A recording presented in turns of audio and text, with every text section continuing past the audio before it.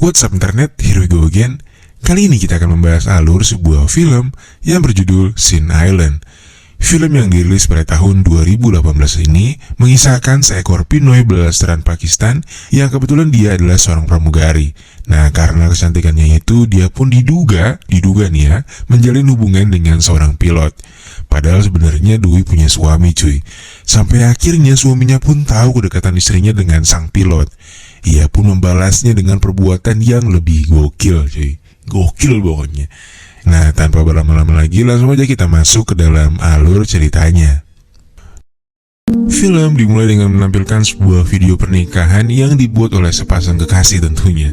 Prianya bernama David, dan wanita yang sebagai istrinya itu saya juga belum kenalan. Nah, ternyata video itu hanyalah video contoh atau bisa dibilang proposal yang dihasilkan oleh pemeran utama di film itu, yaitu Mas David. Dengan kliennya, dia pun menjelaskan kalau hasil video pernikahannya nanti akhirnya akan seperti video barusan, penuh dengan haru dan romansa tentunya. Setelah nego harga dan segala macam tek-tek bengeknya, kliennya pun setuju dengan menggunakan jasa fotografer di perusahaan David. Ketika malam tiba, David terlihat sedang merayakan hari ultahnya bersama dengan beberapa rekannya. Rekan-rekannya pun memberikan sebuah surprise kepada David, dan ternyata kedatangan istrinya lah adalah surprise itu. Istrinya David memang diketahui jarang pulang, dan seharusnya dia sekarang lagi terbang kemana tahu. Tapi khusus hari itu, istrinya pun meluangkan waktu untuk David. David yang sebenarnya udah lama gak nyangkulahan pun gak bisa menahan adik kecilnya yang udah berontak terus di dalam sangkar tuh. Alhasil acara belum kelar, David langsung ngajakin bininya untuk ngadu keong saat itu juga. Beberapa hari kemudian, David dan rekan kerjanya pun mulai bekerja untuk menggarap proyek yang baru deal kemarin dengan kliennya. Di sini ditunjukkan seorang asisten si David yang masih sangat muda menaruh tas yang berisikan folder-folder memori kerjaannya di pinggir kolam. Dan anjingnya gak lama kemudian ada seorang bocil yang iseng banget dan membuat tasnya nyemplung. Dan bener aja, hasil kerja mereka kandas begitu aja cuy. Hanya dalam satu kali tendangan oleh bocil FF ya kan. Nah, karena kesalahan asistennya David tadi, perusahaan David pun dituntut untuk membayar ganti rugi yang cukup besar. Nah, dikarenakan pusing karena nggak ada uang perusahaan sebanyak itu, David pun dengan terpaksa menjual semua aset-aset pekerjaannya untuk melunasi ganti ruginya tersebut. Singkat cerita, 2 tahun setelah kejadian suram itu berlalu, kehidupan David seperti gitu-gitu aja. Mentalnya kayak kena gitu cuy, karena habis bangkrut kan. Dia pun kerjaannya cuman gabut, kayak beberes rumah, nyuci mobil, main IG, gitu-gitu doang lah. Khas pengangguran banget pokoknya. Sementara itu, Kanika yang baru aja kelar kerja sambil nenteng belanjaan barang branded gak sengaja menemukan mantan rekan kerjanya David yang sekarang foto-fotonya udah mejeng di cover majalah nasional berkat karya-karyanya tentunya. Di sisi lain, David yang lagi buka IG juga nemuin postingan mantan rekan kerjanya itu jadi cover majalah. Sebagai istri yang baik, Kanika pun berusaha membantunya untuk kembali bekerja lagi. Tapi karena masih trauma berat dalam mengelola bisnisnya yang gagal itu, dia sepertinya ogah dan ketakutan sendiri tiap mau mulai pekerjaan. Dia pun akhirnya bilang kalau dia butuh waktu untuk memulai kembali bisnisnya itu. Malam harinya, Kanika terbangun dari tidurnya dan langsung turun ke bawah karena mungkin butuh udara segar cuy. Tapi secara tiba-tiba, di belakangnya muncul rekan kerjanya, yaitu si pilot yang tiba-tiba langsung mengajul-gedangkan si Kanika itu. Tapi ternyata, itu cuma mimpi. Aduh, kalau beneran kasihan juga sih sama si David ya. Nah, keesokan harinya Kanika pun menceritakan mimpinya itu ke beberapa temannya. Tapi temannya rada-rada gesrek ini malah nyangka kalau sebenarnya pasti kejadian itu adalah keinginan terpendamnya Kanika. Karena memang di circle-nya mereka para pramugari ini pada demen banget gitulah sama si pilot yang berkarisma itu katanya. Keesokan harinya pas Kanika mau siap-siap terbang, tiba-tiba si pilot yang ada di mimpinya Kanika yang bernama Steven itu beneran datang dan langsung ngebawain tas tentengannya Kanika. Kanika pun cuma bisa senyum-senyum doang dan ngerasa kalau pilot ini perhatian banget nih sama dia ya kan. Nah, lanjut pas pulang dan keadaan lagi cakung banget karena hujan gede, secara tiba-tiba lagi si pilot datengin Kanika dan ngajakin pulang bareng. Aduh, Kanika pun gak bisa nolak nih karena dia juga butuh balik cepet kan dan ngurusin suaminya. Nah, di sini sebenarnya Steven tahu kalau Kanika udah punya suami. Cuman entah kenapa lah dia bisa sebaik itu sama Kanika. Atau mungkin dia punya rencana lain. Mari kita pecahkan. Beberapa saat kemudian ketika sampai di rumah, David pun langsung bukain pagar dan ngerasa sedikit curiga dengan tingkah si pilot itu. Namun kayaknya dia masih enggan membahas perkara ini. Nah lanjut, sebagai seorang suami, David pun meminta untuk diangetin nih kan batang karetnya. Tapi karena kelelahan, Kanika pun langsung tidur setelah mandi. Nah pas tidur kebetulan HP-nya Kanika ada notif tuh dari Steven. David pun langsung ngecek chatan mereka. Ada aneh-aneh gak nih ya kan? Dan yang dilihat David di sini, Steven ini kayaknya perhatian banget sama bininya kan tuh. Dan tentunya hal itu ngebikin David jadi benar-benar insecure banget. Karena ya siapa yang nolak coba dideketin pilot good looking dan udah pasti tajir ini ya kan? Kira-kira gitulah isi pikirannya David malam itu. Di suatu malam, Kanika diajak buat dinner sama Steven dan teman-temannya yang lain. David sendiri akhirnya memutuskan untuk ikut makan malam bersama. Dan kecurigaan ia pun semakin jelas karena tatapan Kanika dan senyumannya itu selalu tertuju pada Steven. Hal ini membuat David sebagai seorang suami cemburu besar. Dan begitu sampai di rumahnya, David pun marah-marah kepada Kanika. Dan bahkan dia menuduh Kanika sudah pernah digeprek sama si pilot itu. Dan tentunya hal itu membuat David menjadi sangat stres karena ngadepin istrinya yang penuh teka-teki itu. Dia pun langsung cabut dari rumah. Keesokan harinya David dibangunin nih sama si Emong, mantan rekan kerjanya dulu, yang mana semalam dia numpang tidur di rumahnya ya kan.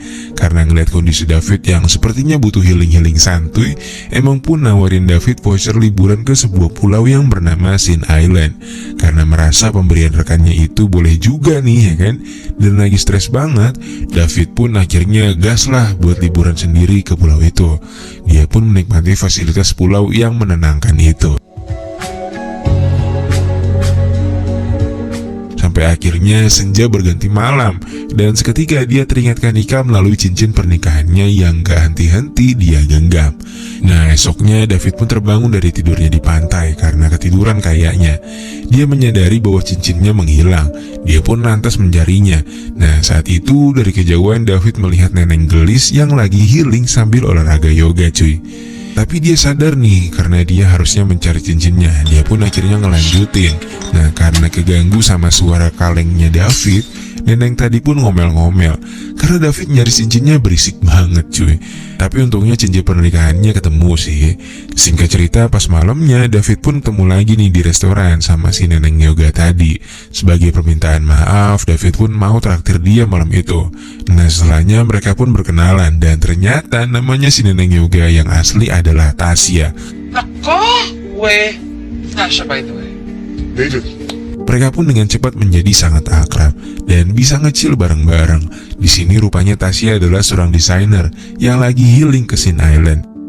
Mereka pun lanjut nyantai sambil ngerileksin badan dengan jacuzzian. Nampaknya ada yang bangun, tapi sudahlah. Di sisi lain, Kanika yang masih menunggu pesan dari David hanya bisa terdiam karena pesannya yang tak kunjung dibalas. Esoknya, Tasya yang sepertinya mulai naksir dengan David pun kembali menghampirinya sembari meminta agar ia diajarkan teknik-teknik fotografi dengan maksud untuk menyemangati David agar ia mau kembali melakukan kesukaannya dalam memotret.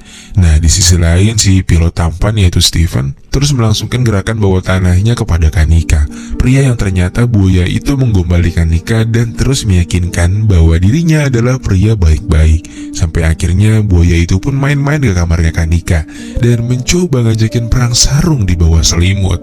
Tapi sayangnya Kanika ternyata masih setia dengan pernikahannya dan dia pun pergi menjauhi Steven. Sementara di hari-hari berikutnya, kedekatan antara David dan Tasya pun semakin menjadi-jadi. Mereka pun melakukan silaturahmi yang gak main-main cuy. Dari malam sampai ketemu pagi, pokoknya gas terus orang kendor ya kan. Sampai akhirnya tibalah juga Kanika di Sin Island atas pemberitahuan dari si Emong. Dia pun langsung bertanya di kamar berapa suaminya menginap dan langsung bergegas menghampirinya. Dan lalu...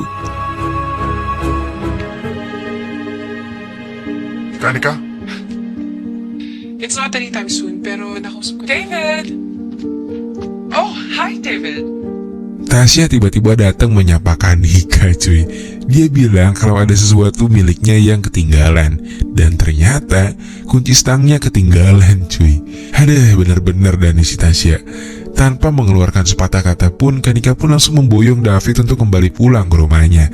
Di sisi lain, ternyata si Tasya juga kesal sendiri setelah kedatangan Kanika. Mungkin karena udah klop banget kali ya. Singkat cerita, begitu sampai di rumahnya, tentu sudah dipastikan bahwa Kanika pun marah besar kepada David. Bahkan dia meminta untuk mengakhiri hubungan mereka. Saat itu, Kanika dan David pun bercerita pada sahabatnya masing-masing perihal kejadian itu. Dan di antara mereka berdua ternyata masih memiliki keinginan untuk memperbaiki rumah tangganya kembali. Sampai akhirnya mereka pun kembali bertemu dan saling meminta maaf satu sama lainnya. Tapi apa iya filmnya selesai? Belum dong. Lanjut, Tasya kini mulai mencari informasi mengenai Kanika. Ia dengan sengaja join grup yoga yang diikuti oleh Kanika. Saat itu Kanika tentunya merasa gak nyaman akan keberadaan Tasya, hingga ia akhirnya memberitahu Tasya untuk gak lagi-lagi mencampuri urusan rumah tangganya. Namun dengan pernyataan tersebut rupanya gak membuat Tasya menjadi gentar. Ia malah semakin tertantang untuk mendapatkan David. Keesokan harinya David kedatangan paket kado. Paket itu berisikan handycam jadul. Awalnya David mengira bahwa itu adalah surprise dari istrinya. Namun ternyata kado itu dikirim oleh Tasya. Malam itu juga untuk menenangkan perasaan istrinya, David pun mengembalikan kado itu kepada Tasya. Namun David datang ketika Tasya sedang mengalami keributan dengan suaminya. David pun akhirnya membantu Tasya untuk mengobati tangannya yang terluka dan lantas menenangkannya. Tasya meminta agar David tetap di sini sampai papanya datang, karena ia takut suaminya akan kembali kasar dengannya. Di sini David mencoba memberitahu istrinya atas kejadian yang sebenarnya. Dan kebetulan tempat kerjanya si suaminya Tasya ini deket banget nih sama lokasi yang sekarang Kanika lagi berada. Dia pun akhirnya mendatangi tempat kerja suaminya Tasya itu untuk mendapatkan kejelasan atas apa yang sebenarnya terjadi. Suami Tasya mengaku bahwa Tasya lah yang menjadi penyebabnya dan bilang kalau Tasya memiliki gangguan jiwa dan David adalah target selanjutnya. Kanika pun lantas menyuruh David untuk pergi dari sana. Keesokan harinya ketika Kanika sedang berjalan di parkiran mall, secara tiba-tiba Tasya menseruduknya. Beruntungnya Kanika nggak kenapa-napa saat itu. Dan akhirnya dia dan teman-temannya pun gantian dengan ngejambak Tasya saat ia sedang berjalan. Dan Tasya yang sakit hati pun segera membuat rencana tentunya. Esoknya saat David baru saja pulang sehabis nongkrong, ia pun dikejutkan dengan keberadaan Tasya yang menawan Kanika serta menodongkan beceng ke arahnya. Di sini secara nggak sengaja Tasya menekan pelatuknya dan mengenai lengan David. Dia pun panik dan langsung menyadarkan David. Sementara itu Kanika pun akhirnya lolos dan terjadilah baku hantam di antara mereka. Dan akhirnya dari kejadian itu Tasya pun meninggoy dengan sangat membagongkan. Dengan segala bukti rekaman CCTV, Kanika dan David pun terbukti nggak bersalah. Kejadian yang menimpa Tasya adalah pure karena membela diri. Beberapa bulan setelahnya terlihat Kanika dan David yang sudah mulai kembali bangkit dari keterpurukannya. Mereka pun berhasil mengadakan pameran fotografi yang memuat hasil karya David Alpenliebe. Dan rumah tangga David Kanika pun juga kini semakin harmonis. Dan lalu film pun selesai.